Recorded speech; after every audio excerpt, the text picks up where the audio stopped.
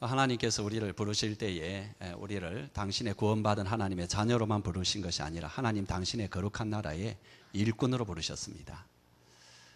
우리 예수님께서 이 땅에 계실 때에 일꾼으로 먼저 사셨고요. 그렇게 사실 때에 여러 군데 이렇게 자꾸 다니시면서 모든 마을과 동리를 다니시면서 하나님 나라의 복음을 전파하시고 또 귀신들을 내어 쫓으시고 그러시면서 또 병든 자를 고쳐주시면서 그 마음속에 항상 있었던 생각, 감정이 있었습니다. 그것이 뭐냐니까 우리 마태복음 9장에 나타난 대로 예수님이 무리를 보시고 불쌍히 여기사, 예수님 마음에 긍휼의 마음, 옛날 번역에는 민망히 여긴다 이렇게 돼 있었죠. 긍휼히 여기는 마음, 그 마음이 있었습니다. 그건 뭐 좀 안 됐다 이런 그런 말이 아니고요. 참 저들의 인생이 이 땅에서 참된 하나님을 만나지 못하니까 그렇게 헤매고 어떻게 살아야 될지, 무엇을 위해서 살아야 될지 의미와 가치를 잃어버린 채 그렇게 살아가는 모습이 안타까웠고 또 그렇게 살다가 영원히 죽음으로 끝나는 그 모습이 너무너무 안타까웠습니다. 그래서 예수님께서는 그런 안타까운 가운데 제자들에게 이렇게 말씀하셨죠. 우리 이 말씀 마태복음 10장에 나오는 이 제자들의 부탁하는 말씀 우리 한번 같이 읽어보겠습니다. 추수할 것이 많되 일꾼이 적으니 그러므로 추수하는 주인에게 청하여 추수할 일꾼들을 보내어 주소서 하라.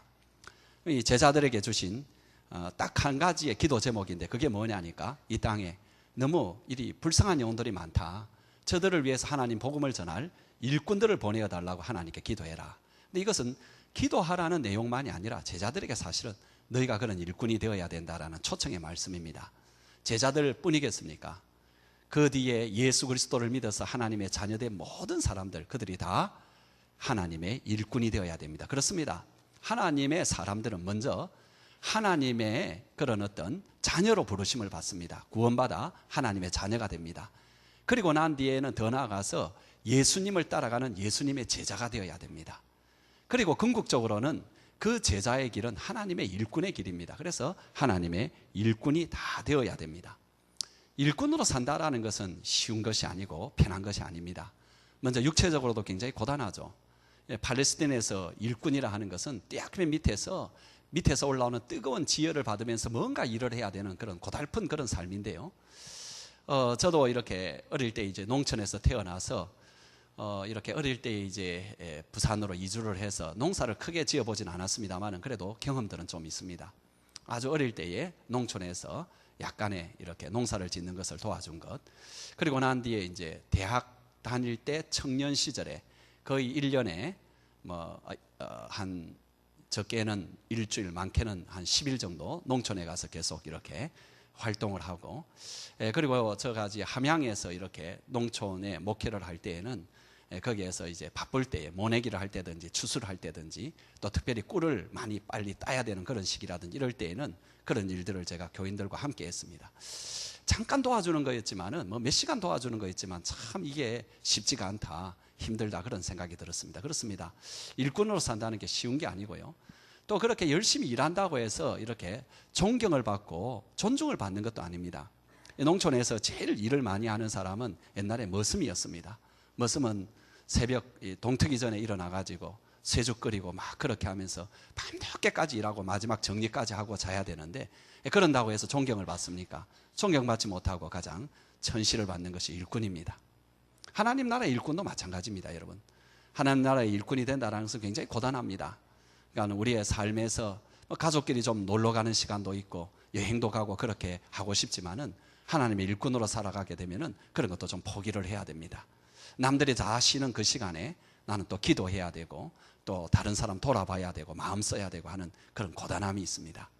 그렇게 한다고 해서 또 사람들이 알아줍니까? 특별히 세상 사람들이 당신 참 하나님의 일을 하는 사람이지 이렇게 인정해 줍니까? 그렇지 않습니다. 오히려 교회 일 열심히 하지 이런 말 하는 것은 거기에는 상당히 비아냥이 이렇게 들어가 있고 아주 무시하는 그런 말이 들어가 있습니다. 그래서 우리 모두가 하나님의 은혜로 구원받은 이 일은 참 좋은 일이지만 하나님의 일꾼으로 살아가는 이것은 별로 인기가 없는 그런 일입니다. 그럼에도 불구하고 하나님께서는 우리가 하나님의 일꾼으로 이렇게 살아가기를 요청하고 있고 바라고 계시고 초청하고 있습니다. 천국에서 하나님께서 우리에게 상급을 주실 때에 성경에 보니까 우리가 행한 대로 주님께서 주신다고 했습니다. 여러분 그 행한 것이 무엇이겠습니까? 뭐 도덕적으로 사는 거 뭐 이런 것일 수도 있습니다만 가장 명확한 것은 하나님의 일꾼으로서 얼마나 충성되게 살았느냐, 하나님의 일꾼으로서 얼마나 수고를 하였느냐, 거기에 따라 주님께서 상급을 주신다는 거 아니겠습니까? 바울은 그것을 이렇게 표현했습니다. 뭐라고 했느냐 하니까 우리가 받는 환난에 경한 것, 이것이 그날에 받을 우리의 지극히 크고 영원한 영광에 중한 것을 이루게 한다, 이런 표현을 씁니다. 말이 좀 어렵습니다만 쉽게 설명하면은 사도 바울이 복음을 위해서 복음의 일꾼으로서 열심히 일하고 애를 쓰는 그런 것들이 굉장히 힘들고 어렵고 또 그로 인해서 환난도 받지만은 그러나 그것으로 인해서 장래에 받을 그 영광스러운 상급을 생각할 때는 오히려 가벼운 것이다, 오히려 적은 것이다. 그날에 그 영광스럽게 받을 그것은 크고 영원하고 중한 것이다, 그렇게 말하고 있죠. 여러분, 우리는 아마 이것을 좀 비유컨대 씨 뿌리는 비유가 좀 적당할 것 같습니다. 여러분, 씨를 뿌리면 반드시 거기에서 30배, 60배, 100배의 결실이 올라오죠. 그러나 또 한편으로는 뿌린 만큼 그만큼 30배, 60배, 100배로 확장되어서 나타납니다. 그 말이 무슨 말입니까? 우리가 이 땅에서 비록 주를 위하여 수고하는 것, 이것이 힘든 일이긴 하지만은 저 천국에서 받을 그 영광에 비하면은 너무나 가볍고 참 그렇게 이렇게 그것에 비하면은 별거 아닌 그런 일이지만 여기에서 우리가 힘써서 그리 살면은 그 땅에 그 열매들이 그 비율만큼, 그 배수만큼 그렇게 크게 우리에게 상급으로 주어진다, 이런 말씀입니다. 루터는 이런 말을 했습니다. 인간에게 있어서는 두 날만이 중요하다. 그 두 날만이 중요한데 무슨 날이 중요한가 하니까 오늘과 그날이다. 여러분, 우리 인생에 있어서는 오늘과 그날만 중요합니다. 그러면서 루터는 이런 말을 계속합니다. 오늘은 그날을 준비하는 날이고 그날은 오늘을 의미 있게 만드는 날이다. 여러분, 여기서 말하는 그날이 뭔지 설명 안 해도 알겠죠? 우리의 모든 삶에 하나님 앞에서 심판받을 그날인데요, 오늘과 그날, 그렇습니다.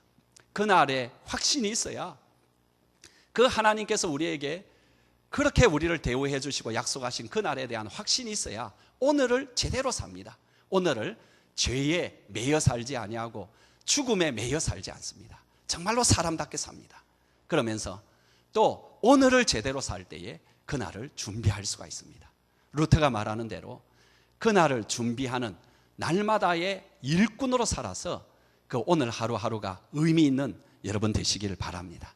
그날을 의미 있게 하는 오늘은 주님의 일꾼으로 사는 이 길밖에 없습니다. 주님께서 여러분 모두를 일꾼으로 초청했습니다. 그런데 하나님께서 그런 이제 은혜를 주실 뿐만 아니라 더 중요한 것은 오늘 우리가 하나님의 일꾼으로 살려고 할 때 하나님께서 그 일꾼으로 살아갈 수 있도록 권세를 주신다는 것입니다. 살아가야 되잖아요. 감당해야 되잖아요. 그 힘을 주신다라는 그것을 성경은 이제 권세로 표현했는데, 이 권세에는 세 가지가 들어있습니다. 하나는 그 일을 할 수 있는 자리입니다. 그걸 우리는 권위라 그렇게 부릅니다. 권위. 그리고 그 일을 직접 할 때에 주어진 어떤 책임과 더불어서 권력입니다. 그걸 이제 권세 혹은 권력이라 부르는데, 목사는 목사로서의 어느 정도 자기의 하는 역할이 있고 거기에 주어진 어떤 권능이 있잖아요. 그 어떤 일을 할 수 있는, 처리할 수 있는 뭐랄까요? 권력이라. 그 표현이 별로 좋지 않지만은 맞습니다, 여러분. 그것에 어떤 것이 있습니다. 뿐만 아니라 여러분, 영적인 이런 직분은 그런 눈에 보이는 권력만 있는 것이 아니라 더 중요한 것은 영적으로 어떤 능력이 있다라는 것입니다. 성령의 능력이 뒷받침된다라는 것입니다. 주님께서는 우리가 이 직분을 우리가 행할 수 있도록 이 세계에 권세를 주신다라는 것입니다.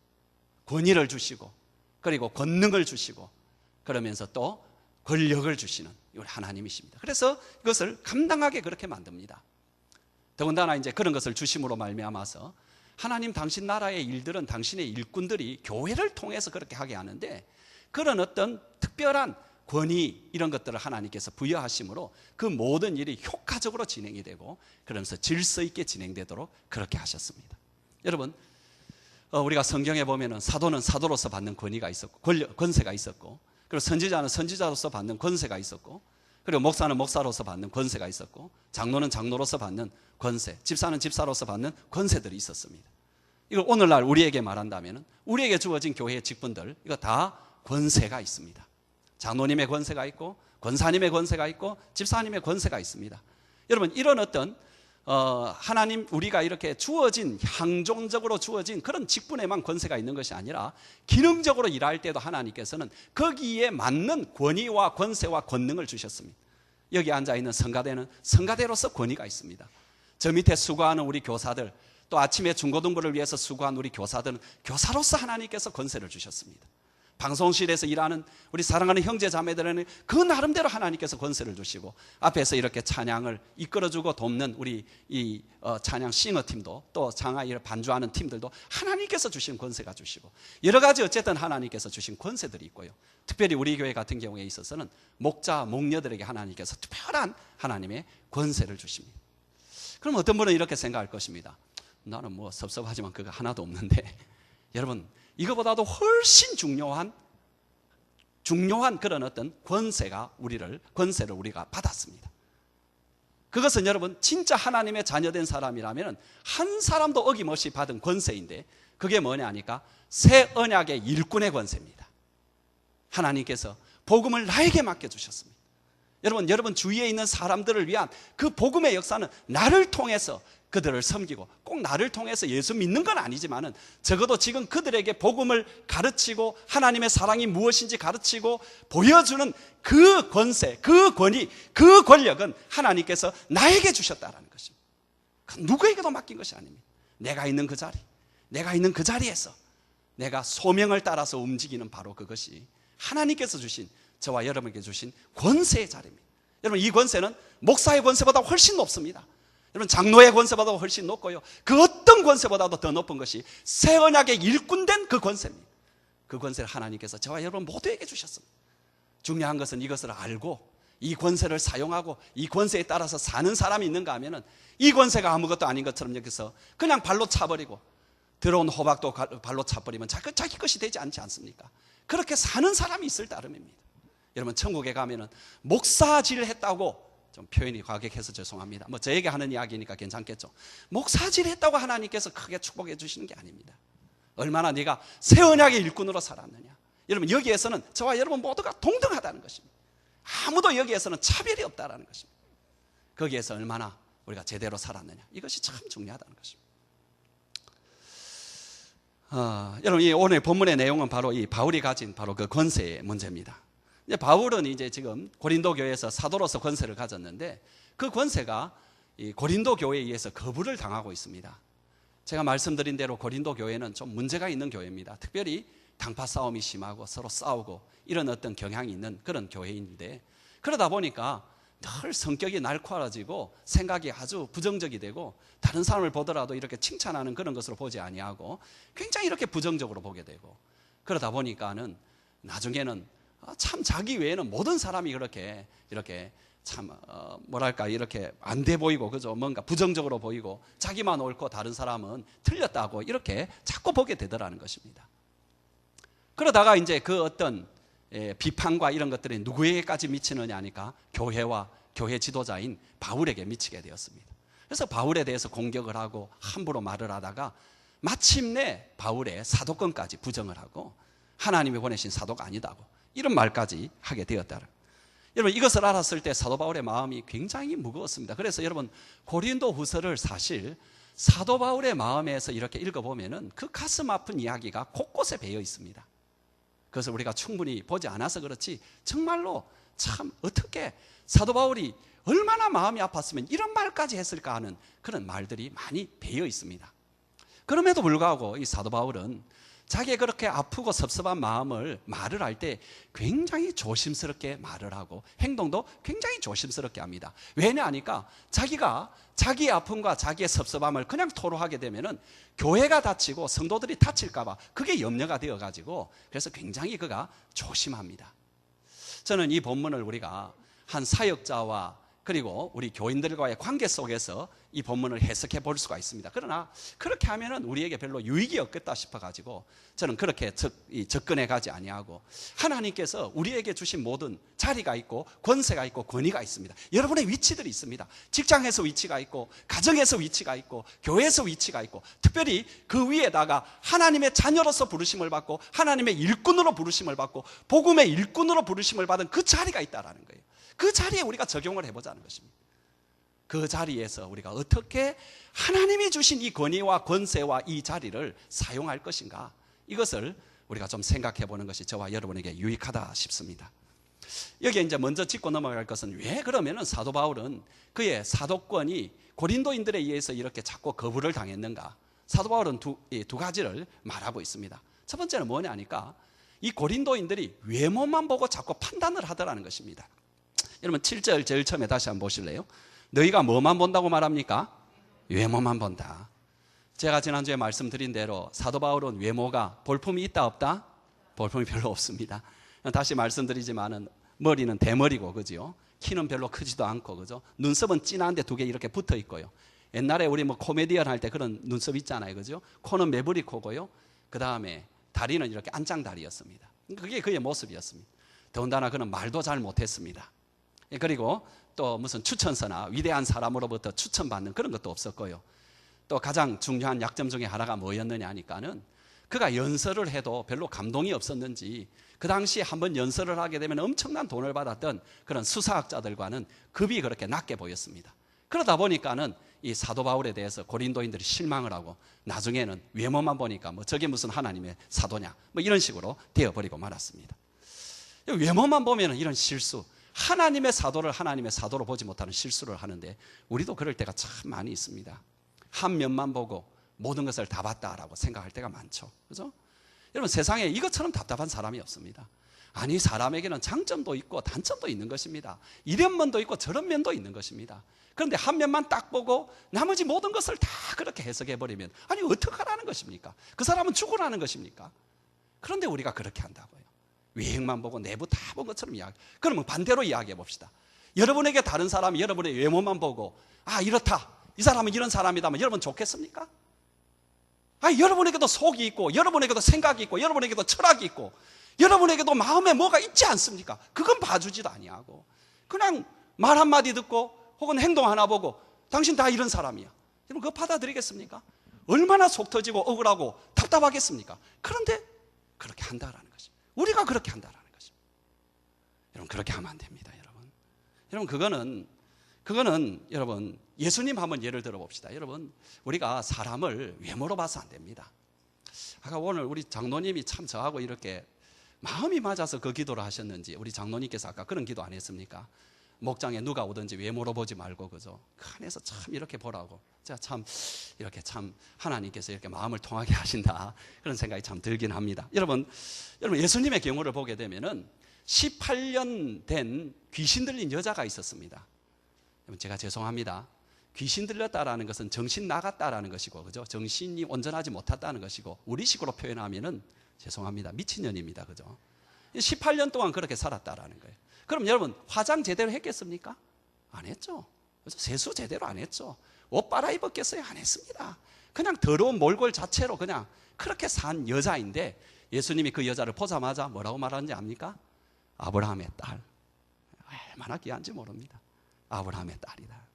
아브라함의 딸이다. 그러니까는 사람을 볼 때 여러분, 사람을 사람으로 봐야 됩니다. 사람을 사람으로 보고, 더 나아가서 사람을 하나님의 형상으로 지어진 귀한 존재로 여러분 보셔야 됩니다. 여러분 찬양 가운데 그런 찬양이 있잖아요. 형제 안에 있는 하나님의 형상 아름다워라, 찬양 있잖아요. 정말 그렇게 보셔야 됩니다. 여러분 마음에 그렇게 보이지 아니하는 사람이 있으면은 제발 그 문제 가지고 좀 회개하세요. 그건 참 큰 죄입니다. 그건 여러분 거짓말 하나 하고 도둑질 하는 것보다 더 큰 죄입니다. 하나님을 무시하는 죄입니다. 그게 보이는 사람을 무시하는 사람은 하나님도 무시하게 돼 있습니다. 이게. 사랑하는 성도 여러분, 우리가 이 죄는 짓지 맙시다. 두 번째 이유는 뭐냐 하니까, 그 권세를 이제 사용을 하려고 할 때에 교회를 위해 가지고 그 권세를 사도 바울이 사용을 안 했다라는 것입니다.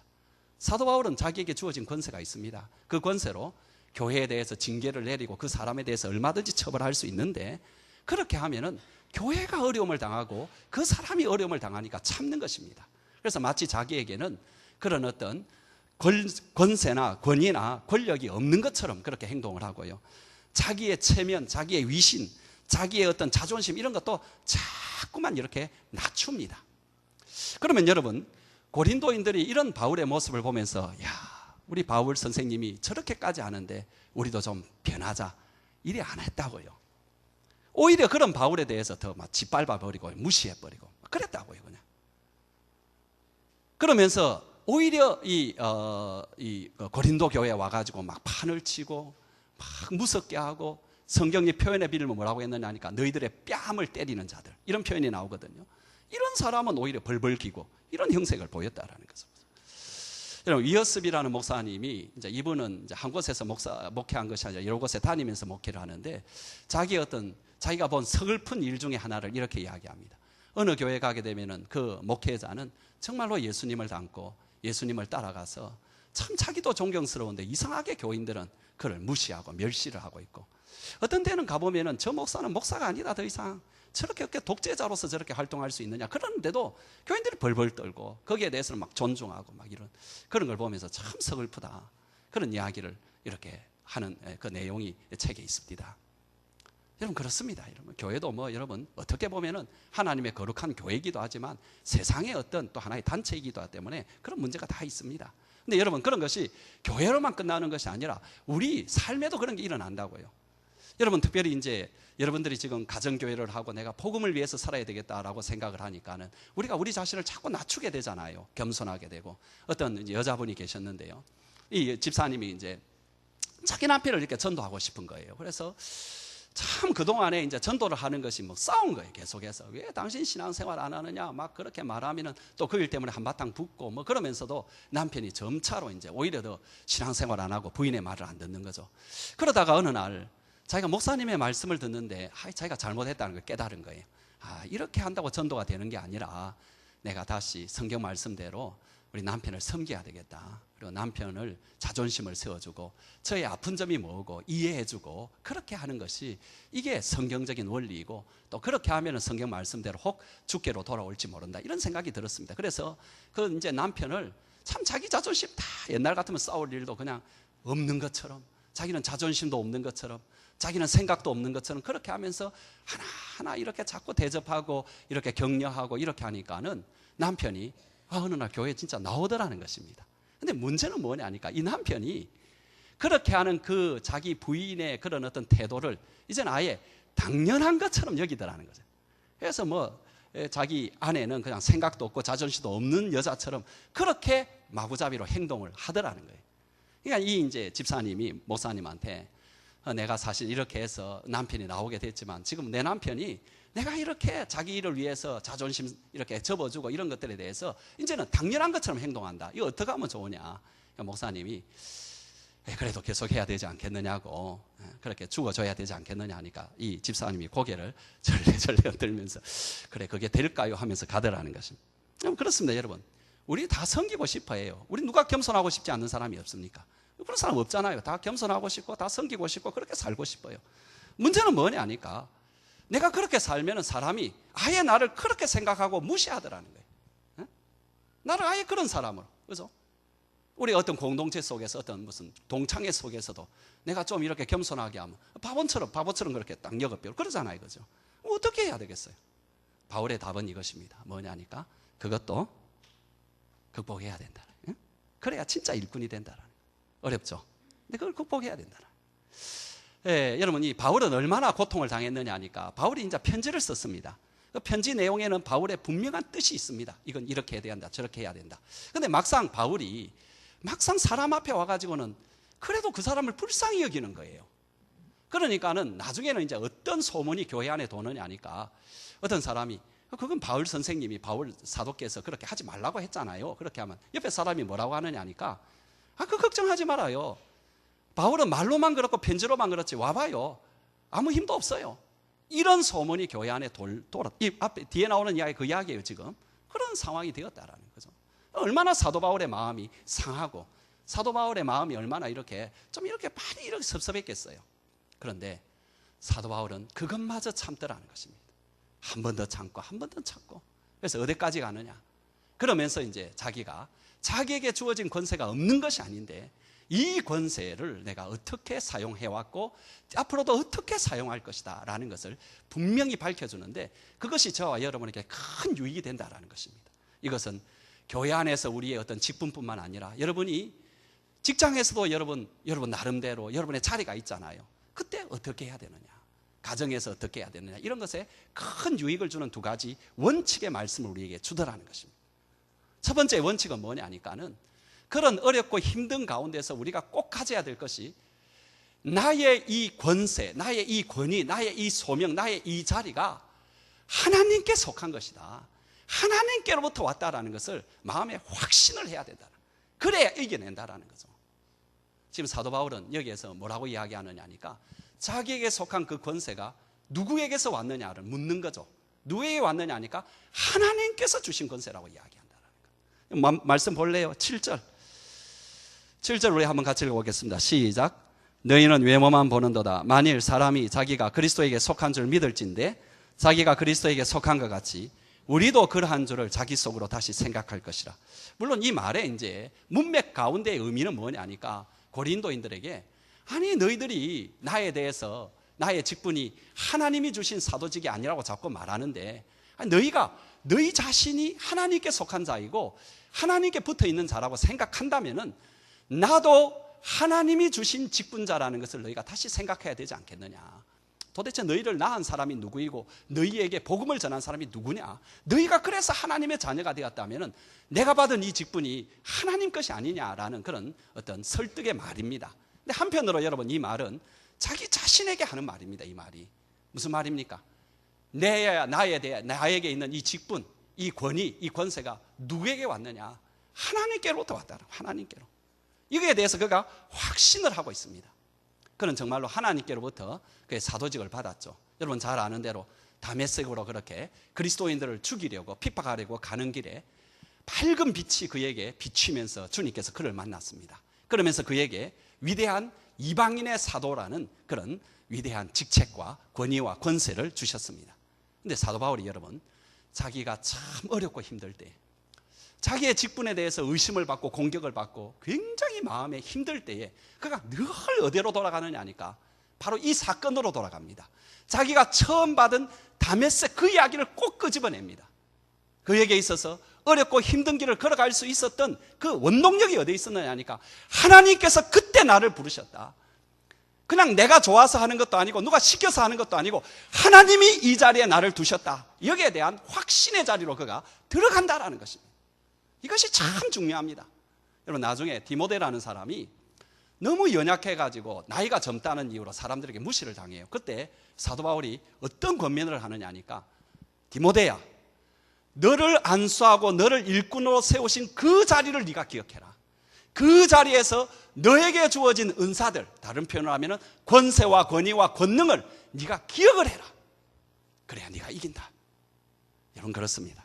여러분 우리에게 있어서 정말로 중요한 건 뭐냐 하니까 하나님께서 나에게 이 자리를 주셨다. 하나님께서 나로 하여금 일을 하게 하신다.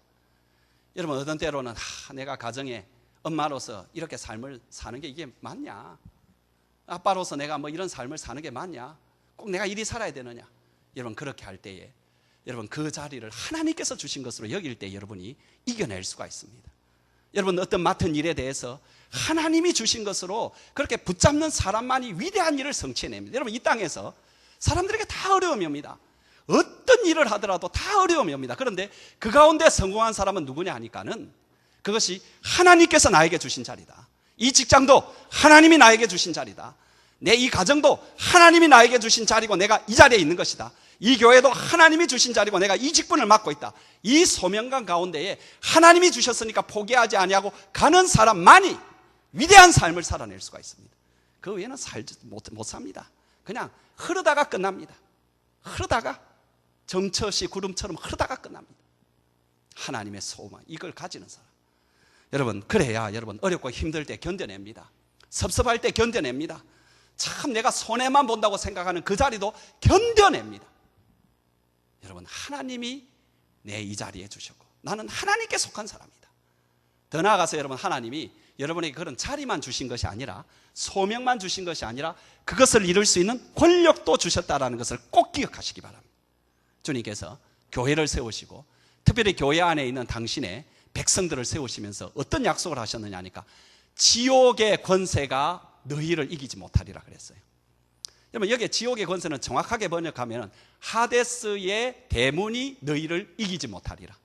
하데스는 뭐냐 하니까 지옥입니다. 그러니까 지옥의 대문 하데스는 혹은 죽음이라고도 번역해요. 어쨌든 죽음 혹은 지옥의 대문이 너희를 이기지 못하리라. 이건 여러분 옛날에 전쟁을 이야기하는 것입니다. 옛날에 어떤 전쟁이 벌어졌을 때 어느 팀이 이기느냐 하니까 적군의 성문을 딱 넘어뜨리면 그 성문은 끝장이 나는 것입니다.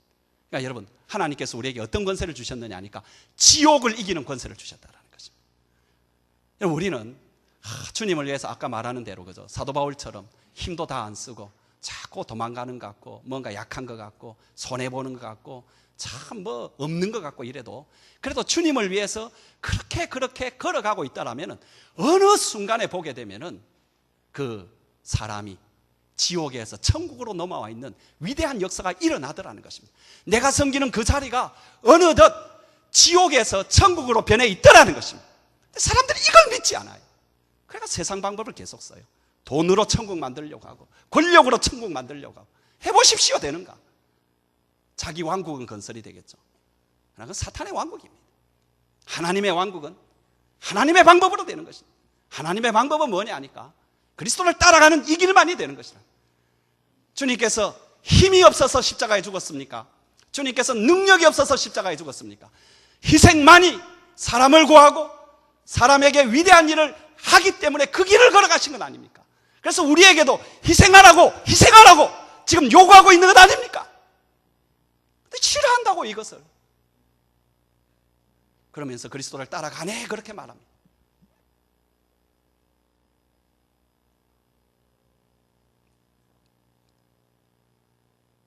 여러분, 내가 너무 약하다고 생각하십니까? 문제가 안 됩니다. 내가 힘이 없다고 생각하십니까? 문제가 안 됩니다. 누가 자기를 희생하느냐, 누가 자기를 죽이고 그리스도를 따라가느냐, 여기에 모든 것이 달려 있습니다. 그리고 거기에 따라 저와 여러분은 그 나라에서 판단받을 것입니다. 그리고 이 땅의 삶의 깊이가 거기에 따라서 여러분 결정될 것입니다. 두 번째는 여러분, 그 권세가 주님께로 왔다라는 이 확신, 그래서 주님을 위해서 사는 그 확신, 이것이 잘못될 수가 있다라는 거예요. 어떤 식으로 잘못되느냐 하니까 나는 주님 앞에 당당하다, 나는 주님 앞에 나는 떳떳해, 그러니까 난 그렇게 살겠어, 그렇게 하면서 사람을 무시하고 공동체를 무시하고 아픔을 주고 이런 사람이 있습니다. 그러면서 자기는 하나님 앞에 떳떳하다, 괜찮다 이렇게 말합니다. 여러분, 이거 전혀 잘못된 생각입니다. 하나님께서 모든 권세를 주신 것은 그 권세가 속한 공동체를 세우기 위한 것입니다. 이해되십니까? 가정에서 가장의 권세를 주는 것은 그 가정을 세우라고 주신 것입니다. 교회에서 여러 가지 권세를 주신 것은 그 공동체를 세우라고 주신 것입니다. 그런데 자기 마음대로 하면서 공동체에 해를 끼치고 어려움을 끼치면서 나는 하나님 앞에 떳떳해, 이런 그것은 잘못돼도 한참 잘못된 것입니다. 본문에 바울은 그 점을 분명하게 말하고 있습니다. 8절 한번 보겠습니다. 같이 한번 읽겠습니다. 시작. 주께서 주신 권세는 너희를 무너뜨리려고 하신 것이 아니고 세우려고 하신 것이니 내가 이에 대하여 지나치게 자랑하여도 부끄럽지 아니하리라. 여러분, 사도 바울은 주님께서 주신 권세가 있었기 때문에 얼마든지 자기 원하는 대로 휘두를 수 있었습니다. 그런데 그는 그렇게 하지 않았습니다. 왜요? 그런 것은 최후의 수단이지 교회를 세우는데 최선의 길은 아니기 때문에 그렇습니다. 오히려 그는 참으면서 주님의 양들을 격려하고 이끌어서 복된 길로 인도하려고 했습니다.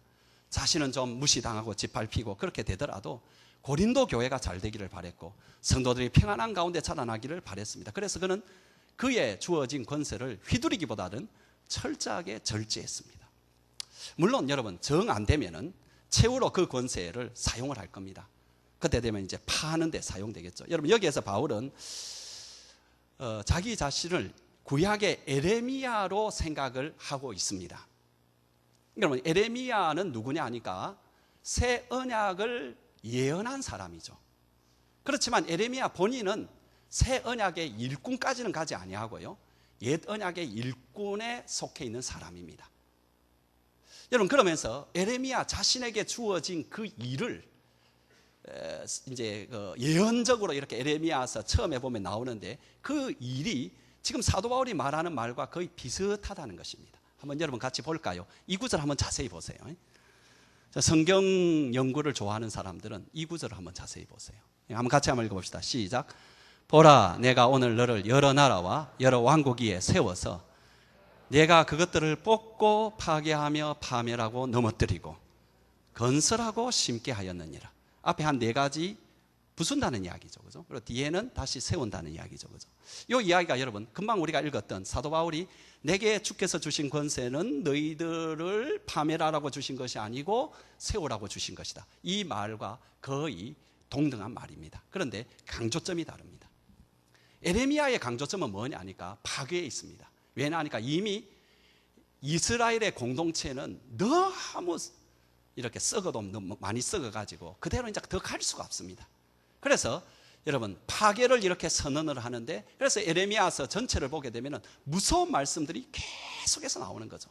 그런데 이제 마지막에 희망을 주는 게 뭐냐 하니까 그럼에도 불구하고 너희에게 새 언약이 도달할 것이다. 이런 이제 위로의 말씀을 주는 거죠. 근데 지금 바울은 뭐냐 하니까 자기가 바로 그 새 언약의 일꾼이라는 거예요. 새 언약의 일꾼이니까 지금 새 언약 위에 그대로 세우면 된다는 건데 그것을 부수고 싶지 않다라는 거예요. 그런데도 하나님의 말씀을 구약시대의 성도들처럼 계속 듣지 않으면 내가 그것을 부술 수밖에 없다. 거기에 대한 이 말이 여러분, 이게 수사학적으로 볼 때 무서운 말입니다. 이 말이 수사학적으로 볼 때에는 여러분, 이것이 상당히 경고가 들어있는 말. 여러분, 사실 고린도 후서의 성격이 그렇습니다. 고린도 후서는 여러 가지 기능을 하는데 그 중에 하나가 뭐냐 하니까 내가 세 번째 너희에게 갈 때에는 지금처럼은 행동하지 않는다. 그러니까 너희들 이제는 결단해라. 이제는 어떻게 하든지 두 개 중에 하나 선택해라. 이런 경고가 있는 것이 고린도 후서의 말씀입니다. 13장에 보면 그게 이제 우리가 직접 보게 될 것입니다. 근데 지금 어쨌든 그럼에도 불구하고 사도 바울의 마음은 뭐냐 하니까 그들을 부수고 싶지가 아니하고 그들을 세우고 싶어 한다. 여러분, 우리가 참 이 점에 있어서 하나님이 주신 나에게 자리 있습니다. 또 거기에 대한 나름대로의 어떤 권력이 있습니다. 거기에 파워가 있고요. 자기의 뭐랄까요, 그 어떤 하는 뭐가 있죠. 그죠? 그 다음에 거기에 또 영적인 능력도 더해집니다. 근데 이것을 가지고 뭘 해야 되느냐? 두 번째 원칙입니다. 교회를 세워야 됩니다. 이런 공동체를 세워야 됩니다. 이런 가정을 세워야 되고요. 이런 세우는 데 사용해야 됩니다. 근데 아쉽게도, 슬프게도 너무나 많은 사람들이 자신의 권위를 내세우려고 공동체의 권위를 파괴하는 사람이 너무 많습니다. 자신의 체면을 살리기 위해서 교회에 혹은 다른 공동체에 영광을 짓밟는 사람이 너무 많습니다. 여러분, 우리가 그래서는 안 됩니다. 정말로 그래서는 안 되고 우리는 어떻게 해야 되느냐 하니까 우리가 하나님이 주신 이 모든 것들을 항상 생각할 때 내 유익을 위해서가 아니라 교회의 유익을 위해서 사용해야 됩니다. 가정의 유익을 위해서 사용하고 목장의 유익을 위해서 사용해야 됩니다. 이런 기회라든지 여러분, 내 체면이 아니고요, 교회의 영광을 위해서 여러분이 사용해야 됩니다. 마음속에 꼭 기억하십시오. 여러분에게 주어진 이 두 가지, 하나는 내가 하나님께 속하였다는 것이고 나의 모든 권세가 하나님께로 나와서 있다라는 것이고 그것을 교회를 위하여 사용해야 된다는 그 위대한 원칙, 복음을 위해서 사용하고 하나님 나라를 위해서 사용해야 된다. 이 위대한 원칙을 여러분이 잊지 마시기 바랍니다. 이제 저는 마지막으로 이 모든 것을 말에 적용하고 이제 마치려고 합니다. 여러분, 우리의 말이 생각보다 이렇게 세우는 말보다 파괴하는 말에 아주 가깝습니다. 저도 이 문제에 있어서는 참 심각하게 느낍니다. 그래서 제가 때로 어떤 사람을 만날 때 만나기 전에 제가 많이 걱정을 합니다.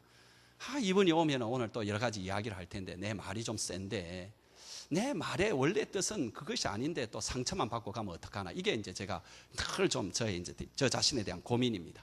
제가 그리 뻔히 알고 있으면서도 내 말을 잘 조절하지 못하는 것이 저의 모습이고 우리의 모습이죠. 그런데도 어떤 사람은 뭐 그거조차도 깨달지 못하고 이제 말하는 이런 사람들 있는 경우에는 그 피해가 이만저만이 아니죠. 말에는 여러분 견인력이 있고 무언가 불러일으키는 힘이 있습니다. 여러분, 우리나라 속담에 말이 씨가 된다는 말이 있지 않습니까? 그렇습니다, 여러분. 말대로 그 씨가 그렇게 됩니다. 그죠? 여러분, 민수기 14장에 보게 되면은 이스라엘 백성들이 광야 생활을 하면서 그것뿐만 아니라 다른 모든 곳에서 틈만 있으면 하는 말이 뭐냐 하니까 죽었으면 좋겠다. 죽었으면 좋았을 걸. 차라리 광야에서 이 고생하지 아니하고 애굽에서 죽었으면 좋았을 걸. 맨날 하는 소리가 그 소리였는데 여러분, 나중에 이 사람들 다 죽습니다. 한 사람도 여러분 들어가지 못합니다. 말의 씨가 그대로 되는 것입니다. 어떤 그 신혼 남녀가 열렬히 사랑한 결과 드디어 결혼에 골인을 했습니다. 그런데 1년 후에 그들은 아무런 특별한 이유 없이 그리고 별로 큰 갈등이 없이 이혼을 했다라는 것입니다. 자연스럽게 이혼을 했다라는 거예요. 참 이유가 뭔가 이렇게 알아봤더니까 남편이 이제 직장에서 돌아오면은 기타를 치면서 노래를 부르는데 맨날 그 노래 부르는 주제가 뭐냐니까 이별이라는 거예요. 이별. 너의 침묵에 메마른 뭐 이런 노래 있잖아요. 그죠? 그러니까 이 사랑하는 두 부의 머릿속에 각인이 되어 있는 게 뭐냐니까 이혼이 각인이 돼 가지고요. 1년 뒤에는 자연스럽게 이혼을 하더라는 거죠. 여러분, 우리는 파괴적인 말을 참 조심해야 됩니다. 공동체 안에서. 안 된다, 못 살겠다, 차라리 죽고 싶다, 미치겠다, 그러면 그리 됩니다. 여러분, 영어 인사를 한번 생각해 보십시오. 얼마나 좋습니까? 아침에 만나면 굿모닝, 비가 와도 굿모닝, 그죠? 아주 날씨가 굳은 태풍이 치는 날에도 굿모닝입니다. 여러분, 심지어 자기 집에 초상이 났을 때도 굿모닝 아침에 일어나서 서로 인사하고요. 또 여러분, 자기가 마지막 죽는 그 날이 와도 아침에 일어나서는 다른 가족 식구한테 굿모닝 이렇게 합니다. 얼마나 여러분 아름다운 어떤 말입니까?